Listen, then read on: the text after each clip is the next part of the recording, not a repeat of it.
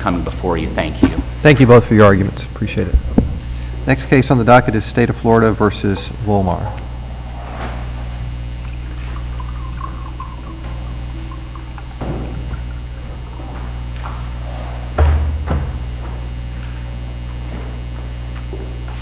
Good morning. May it please the court. My name is Said. Whoa. Let everybody get set up. Everybody get set up and get out. And We appreciate the eagerness.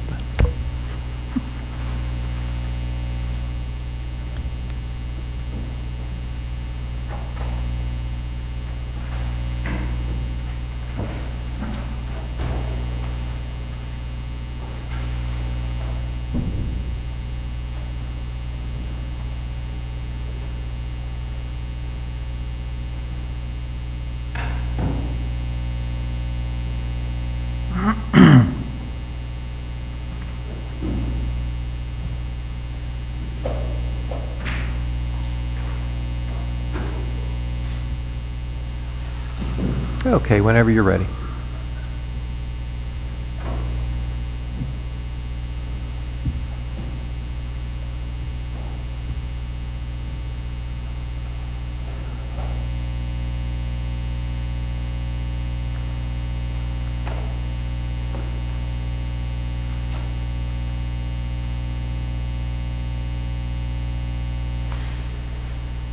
Whenever you're ready, we're ready for you. Try this again. May it please the court. My name is Said Qadri. I'm an assistant state attorney from Orange, Osceola County in the 9th Judicial Circuit. This appeal is a very straightforward issue. The issue is whether or not the waiver of speedy trial that was filed by the defendant applies to the charges that were for both all the charges that he was arrested on, which would be specifically the charges pertaining to both victims. In this case, the logic would dictate that if speedy trial was triggered on an arrest pertaining to two victims, then a waiver of speedy trial will also equally apply to the charges that would emanate from the criminal actions against both of those victims. That's the state's position. The trial court...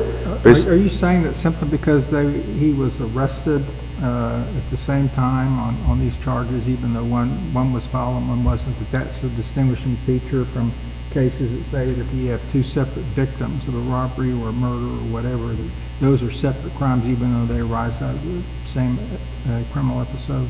Is that basically your argument, the distinguishing feature? Yes, sir. The problem in this case is that the state's position is that an analysis regarding the criminal episode need not be done because the fact that the officers issued the warrant, which is undisputed, that had both victims, the crimes pertaining to both victims on that warrant, and the defendant was arrested on that warrant, again with the crimes. But if the case law says that if you have two individuals that are robbed, that each robbery of each individual constitutes a separate crime, basically a separate criminal episode, even though they all occurred at the same time. Isn't that basically what the case law says? So if they were, okay, I'm sorry. Go ahead. No, well, all the cases that are cited, and a lot of cases from this court and from other DCAs as well, all of them have to do with people who are arrested at different times for different crimes. So you're basically saying that the fact that he was arrested at the same time for both charges is your biggest point of argument here. Yes, Judge. If someone was arrested for multiple crimes at the same time, then according to the Reed case, which was also from the Florida Supreme Court, Mr. Reed in that case had been arrested for various traffic offenses and robbery. Everything happened at one time, and he was arrested for multiple offenses at one time. But because the state only filed on the traffic offenses first and then dropped it, he apparently never waived speedy trial. Do you agree, though, that if one person goes up and at the same time robs two individuals at the same time, each one of those is a separate criminal episode for purposes of the issue that we're talking about here? According to the case law, they occurred at the same time. I would agree with that. That's what the case law indicates, and there's a strong basis of a strong amount of cases that would indicate that. And But the- that's case law that the state has argued for, because normally, as you said, this arises in a context where the arrest is only for one of several crimes that happened at the same time.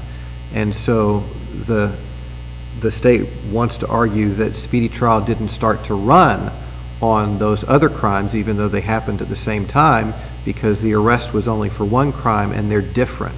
So that's generally the state's position. The state's argued for that position in those kinds of cases, hasn't it? Yes, sir, and, So, but now you're arguing for a different rule. well, this is a very limited argument as it pertains to We're the, talking about what is a criminal episode for speedy trial purposes, and I guess what would be the legal justification or rationale? How would you say, okay, if we're talking about the first part of the speedy trial, the triggering, the arrest, we have one test for a criminal episode, the one that the state has argued for successfully and is well established in case law. But if we're talking about later down the road and the filing of an information, we're going to have a more expansive test for criminal episode when we apply that part of the speedy trial rule. So you're arguing that we should have a different rule, but I'm not hearing how we can justify two different tests for what is a criminal episode in the same context, interpretation of the speedy trial rule. I'm not necessarily asking the court to, I guess, rule somewhat differently considering the cases that are out there regarding this issue. It's just that based on the the limited facts of this case, where it was undisputed that he was arrested on the warrant pertaining to the charges involving both victims, I think that would per se be the same criminal episode. And so the court in this particular circumstance would not have had to do that analysis. Now, if he had been arrested only for the charge on one victim and separately on a charge against the second victim, that's a different issue, and I would agree that the Walden case and all the other cases from this court as well as other courts would apply. But in this particular case with the limit... The way that issue is framed is what is a criminal episode for speedy trial purposes? And in those cases, when we're talking about when did the arrest occur, the state has successfully argued that for speedy trial purposes, a criminal episode is limited and very narrower than in other contexts, and the arrest should be deemed only for the actual crimes of arrest and not for other crimes that happened at the same time. Those are a separate criminal episode for speedy trial purposes. That's the way that case law talks about it. And now you're saying that we want this to be considered part of the same criminal episode when we talk about the motion to continue and the only charge that was filed or charges that were filed. And I think Your Honor just hit it on the head. The issue regarding the arrest, as you had indicated, the state had successfully argued previously that that would constitute the same criminal episode for purposes of speedy trial. Therefore, in this case, So because... different criminal episode. Well, the problem is, as I indicated before, in cases where people are arrested differently based on crimes against victim one and victim two, I would agree that that case law would be in effect. But in this case, and I could not find any case other than that Reed case and the second DCA's interpretation of the Reed case, where there was a case where the defendant was arrested for multiple various offenses at one time, and the Supreme Court said that because of the fact that he was arrested at one time, speedy trial was triggered for all charges at that time, and which defense counsel in this case agrees with. But what the appellee is asking the court to do is to say that we can pick and choose essentially which charges we can waive speedy trial on. Well, didn't the state sort of pick and choose by only filing on one of the charges? I can't speak for why the prosecutor would file the case. The guys are clearly arrested. The arrest warrant lists both victims and more crimes than the information included when the state filed the information. So they, for some reason, chose not to file charges on. And that's correct, Your Honor, and I can't speak for why the prosecutor who filed on the original information did what he did, but I just want to make it clear that my position on this issue, or the state's position on this issue, is that this is based solely on the limited facts of this case. It should be a narrow ruling if the court does rule in favor of the state, because of the distinguishing factor in this case versus the other cases that are out there regarding Mr. VOLMAR being arrested on the warrant with both victims on that warrant. So that's the state's position, if I may reserve the balance of my time. You agree, though, Walden is directly opposite to your position? I agree that Walden is directly opposite to my position. If the appellee in this case had been arrested on one date for the first victim, the crimes against the first victim, and on a separate date for the crimes against the second victim, I would agree that Walden would be directly four corners on point, 100%. But in this case, that's not what happened, and as this court is aware, speedy trial is very fact-specific, the rulings on speedy trial. And the trial judge in this case actually had indicated that had he not been given the Walden decision, he would have ruled in favor of the state. Well, Walden actually cites the two cases from our court in support of the position that you acknowledge is directly opposite to what you're arguing today. So Walden's court seems to think that that we have the same application of that same principle of law as they did in that court, I guess the fourth. Again, the issue in the Walden and the cases from this court are that all those cases involved defendants being arrested at different times for various crimes and different victims. In this case, the distinguishing factor which makes this case distinguishable from those cases is that the defendant was arrested on the same warrant for the crimes pertaining to both victims. That's not been done in any of the other cases that were referenced by defense counsel in front of the trial court.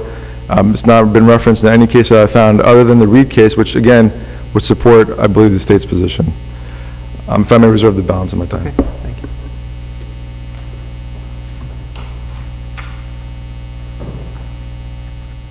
Morning. Morning. For the record, I'm Roger Whedon for Mr. VOLMAR, and it sounds like the state has conceded that there were two criminal episodes. And based on that... I don't know, I mean, it's kind of a strange argument, but I guess what he's trying to say is simply because they were arrested at the same time, that kind of eliminates the distinction between the criminal episodes and kind of merges them into one. I don't think I buy that, but that seems to be what he's trying to say in a roundabout way. And I would argue that that is a distinction without any meaning or real difference. I would argue that's a distinction without any real meaning or any real difference. Just to say because he was arrested at a different day, there's no cases that would support that as any reason to find that there was a waiver of speedy trial on a charge that was not filed on within the 175 days. Just because he was arrested on a different day, if it's a separate criminal episode, the fact that he was arrested on the same day should not be a distinction for saying that he waived speedy trial on an uncharged offense, an uncharged separate criminal episode. I guess it's no different if he committed two batteries, one at 6 in the morning and one at noon, and then there was two separate warrants for his arrest, and he got arrested on both warrants all at one time, and the state only charged one of the batteries. The second case, the speedy trial would have been running from the time of the joint arrest, and if they don't file within 75 days, then Exactly. I think trial adios with speedy trial. Yes, sir. The Pelham case, I think maybe the case you're referring to in terms of what Walden was looking at in terms of what the Fifth has done in the past. In the Pelham case, the Fifth had indicated that the temporal proximity doesn't really matter, even though it was close in time. If there's different crimes are involved, they're not deemed a part of the same criminal episode. And I think the Pelham case is also, from the Fifth, supports our position. You wrote it. I'm sorry? Did you? Okay. I should have known that, but... Any other questions? I mean, that's... Questions? Okay, thank you very much, Mr. Whedon.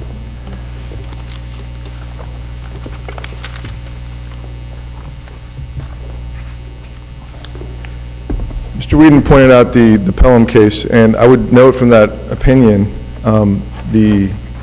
the court had indicated that the issue in that case is whether the burglary and the theft, so he was arrested for loitering and separately on a burglary about a year and a half later.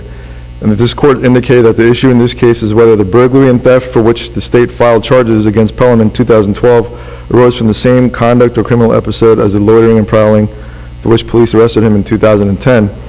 It is important to emphasize, as the state argued below and on appeal, that Pelham was charged in 2012 with a different crime than he was arrested for in 2010. And then after citing some cases, the court indicates that the question then is whether Pelham was arrested in 2010 based upon the same conduct or same act that forms the basis for the 2012 charges.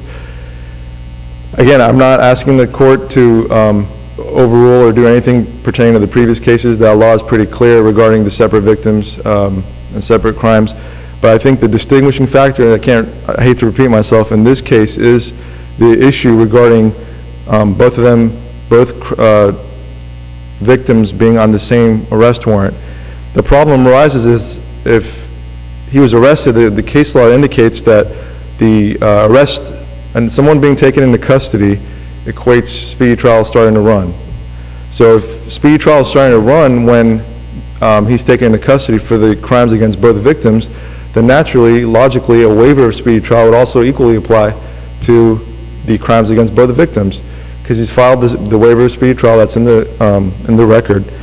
And I just, based on the facts of this case, I think that's very distinguishable from the cases out there. I mean, couldn't you have separate, I mean, like my hypothetical, you have a crime at 6 and a crime at 12, two separate batteries, the same investigating officer gets a warrant for their arrest, for the defendant's arrest. I mean, there's clearly two separate episodes. The defendant gets arrested on the one single arrest warrant for the two separate crimes, two separate episodes, two separate victims, and it's presented to the state attorney's office for filing, and the state only files as to one of those victims. The separate victim, the meter's running whenever that arrest warrant was executed, and if 175 days runs, and then on the 190th day, the state separately files a new case against the second victim, regarding the second victim, clearly that would be a speedy trial problem. I don't think they can fix it by just saying, well, let's add it as a count, because it all happened on the same day, it's the same defendant, probably be the same attorney, let's just add it as a second count on an amended information and solve the speedy trial problem. I mean, isn't that your problem here? Well, that would be a problem if a speedy trial had not been waived, but in this case, it was waived. Well, let's say that the defendant let's say there's two different attorneys for the defendant on each case. I'm having a hard time with the concept of you have two separate crimes, two separate victims, just because there's one arrest warrant. If you waive as to one of the separate crimes, somehow that counts as a waiver as to the second separate crime, simply because the state chooses to glom it together on one amended information. Well, the case law regarding the waiver of speedy trial indicates that it does apply to every criminal episode. But my hypothetical, it's not the same criminal episode. There's clearly, it's at 6 o'clock and at 12 o'clock. So the guy commits two different batteries on the same day and happens to be arrested on the same arrest warrant. That's a problem for you. That's a good point, Judge. And I'm not aware of any warrants that are issued like that, where a crime occurs. I mean, you have more of a visceral case because the separate episodes are happening in the same arena of the fight, but the case law, as Judge Lawson points out, seems to suggest that they are considered separate episodes, separate criminal episodes for the purpose of the speedy trial analysis. That seems to be the state's problem here, right? Best I can see it. Doesn't it? I respectfully maintain my position regarding that the facts in this case are distinguishable from the cases out there. Okay. All right. Good. There's no other questions. All right. Thank you very much. Good to see you again. Y'all have a good day. Court's in recess.